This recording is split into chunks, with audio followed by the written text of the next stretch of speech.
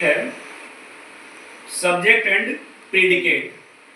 Subject object ढूंढना जानते हैं, ये तो आगे भी काम आएगा। सब्जेक्ट कर्ता जो काम करता है, तो जनरली सब्जेक्ट होते हैं नाउन या प्रोनाउन कर्ता। तो ये कोई जरूरी नहीं है कि शुरू में जो है वही सब्जेक्ट होगा।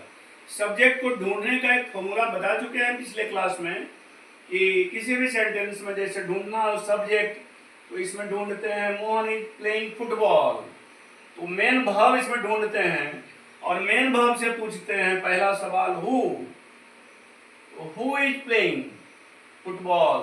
तो हु का जो जवाब देता है वो सब्जेक्ट होता है। व्हाट इज प्लेइंग और व्हाट का जो जवाब देता है वो ऑब्जेक्ट होता है। तो ये हम पहले भी बता रहे हैं। मेन टॉपिक पे आते हैं सब्जेक्ट एंड प्रीडिकेट।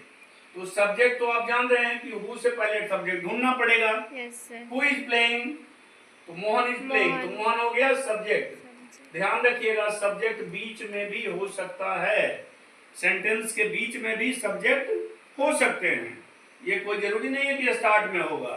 तो फिर फॉर्मूला क्यों बना, विद्वानों ने बनाया। तो सब्जेक्ट हो गया मोहन, बाकी जो भी बच गया सब्जेक्ट के बाद ये टोटल को कहेंगे प्रीडिकेट। सब्जेक्ट के बाद जो भी बच गया। अब यहाँ देखिए, फिर यहाँ मेन भाव से पूछे हु इज ईटिंग, तो ही इज ईटिंग, ही हो गया सब्जेक्ट। हाँ सर, ही सब्जेक्ट और बाकी जो बचा वो टोटल, यहाँ के बाद जो भी बचा वो प्रीडिकेट हो गया। ठीक है, यहाँ ऑब्जेक्ट खोजने की जरूरत है नहीं। अगले सेंटेंस में सब्जेक्ट जरूर ढूंढना पड़ेगा, नहीं तो होगा ही नहीं। Okay sir. सब्जेक्ट क्या है इसमें, ये पहले मेन वर्ब ढूंढेंगे सब्जेक्ट ढूंढने के लिए। इट्स है, तो हु इट्स, सी इट्स, सी हो गया सब्जेक्ट। उसके बाद it's an apple daily, predicate हो गया। यानी सब्जेक्ट के बाद जो बच रहा है वो प्रेडिकेट हो रहा है। अगला सेंटेंस है Sheela is writing a letter, main verb में आ गए writing. Who is writing, Sheela, Sheela is subject.